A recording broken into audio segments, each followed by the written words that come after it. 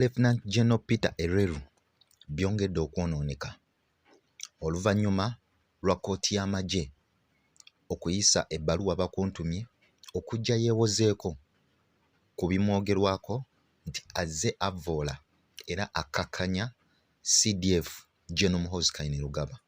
Ogamba otya gwena akyekumidde Kampala TV 256 nkubuuzaako nenkwebaza emirimu gy'otuusizaako engalo olunaku olwaleero ennaku z'omwezi ziri 23 omwezi ogwa Desemba omwaka 2024 omwaka guno tusemberedde okubeera nga tugumalako naye nja kujjukiza gwena muganda yange gwe tutambudde naye omwaka guno wano Kampala TV 256 nga gwa subscribinga wakola okusalawo okutuufu ate gwe atannaba nkujjukiza subscribinga likinga sharinga ate era commentinga. Olunaku lwaleero ebbaluwa okuva Ministry of Defence and Veterinary Affairs Uganda People's Defence Force evuddeyo nga etegeeza oba nga erambika nga Lieutenant General Peter Ereru waayitiddwa mu kakiiko akakwasisa empisa wali mu kkooti y'amagye oluvannyuma lw'obutambi obutambula nga Lieutenant General Peter Ereru agezaako okukkakkanya CDF aw'eggwanga Uganda General Muhoozi Kainerugaba. Ojja kujjukira wiiki eyo ewedde General Muhoozi yavaayo n'atwitinga n'ategeeza nga Lieutenant General Peter Ereru awaatalina kyamakulu kyonna akyagatta ku ggwanga Uganda era n'avaayo n'ategeeza nti essaawa yonna asinga afuuka omukulembeze ono gwagenda okusookerako okukwata ateeke emabega w'emitayimbwa ng'olw'ensonga alina ebikolobero bingi nnyo by'akoze kyokka nga yeerimbika emabega wa President Yoweri Museveni. Kati wano General Muhoozi we yaviirayo anaategeeza nga essaawa yonna General Peter Ereru wajja okubanga amuteeka emabega w'emitayimbwa. Kati nno akamu ku katambi akaalabika General Peter Ereru yavaayo n'ategeeza nti ye ali answerable eri omuntu omu Commander in Chief nga ye President Yoweri Kaguta Museveni. Kati kino nno kyatanudde naddala bannamagye abamu ne balaga engeri enkwatamu y'ebintu nga bwetali nnambulukufu bulungi. Kati nno olunaku olwaleero ebbaluwa evuddeyo wali mu Ministry of Defence and Veterinary Affairs Uganda Police Defence Force evuddeyo aneetegeeza bweti.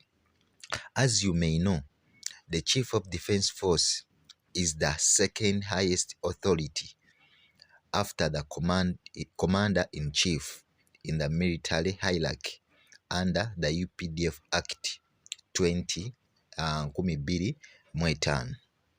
We have received complaint from CDF General Muhoozi Kainerugaba, who brought to our attention a video footage showing that you are disparaging him in some meeting you held with other junior officers. The action amount to the breach of Section 136 of the UPDF Act, which prohibit subordinating and undermining the authority of the CDF. Katino ebbaluwa eno yavuddeyo n'etegeeza nga bwe kimanyiddwa nti CDF yabeera second in command emabega wa Commander in Chief ng'oyo ne President Yoweri Museveni okusinziira ku bitiibwa mu kawaayiro ka UPDF ak'omwaka 2025. Era mu bbaluwa kivudde ne kitegeeza nti abaafunye okwemulugunya okuva eri CDF General Muhoozi Kainerugaba nga waliwo akatambi akatambula nga kalaga Lieutenant General Peter Ereru ali mu meeting emu ne ba junior officers ng'ali mu kugezaako okukkakkanya obuyinza obwa CDF ng'ate kino kikontana n'akawaayiro aka 136 mu ggye lya UPDF. Kati kino nno akyategeezezza nti General Peter Ereru yatandise okubeera nga anoonyerezebwako ku ebyo ebimwogerwako okuba nga asaasaanya okwawulayawula mu mawanga agezaako okusiga obukyayi n'obulimba naddala eri CDF General Muhoozi Kainerugaba.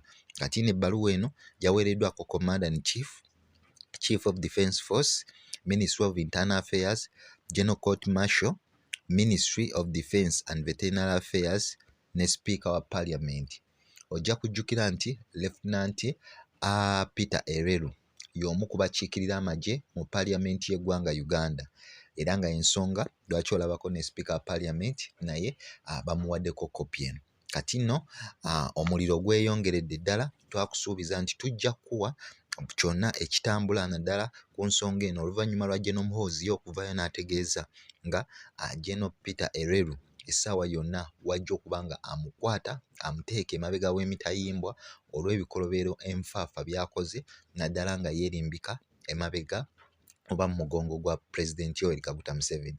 Kati n'olunaku lwa leero kkooti y'amagye emuyise yeewozeeko ku ebyo ebimwogerwako olw'okuba nga yayolesezza empisa ensiiwuufu n'okuvaayo n'akola obutambi naddala ng'agezaako okukkakkanya mukama we General Muhoozi Kainerugaba. So katulinde n'ekinaavaayo eyo wabula nga byongedde okwonoonekera Lieutenant Peter Ereru. Nja kujjukiza okusubscribinga, commentinga, sharinga ate era layikinga vidiyo eno. Kankwagaliza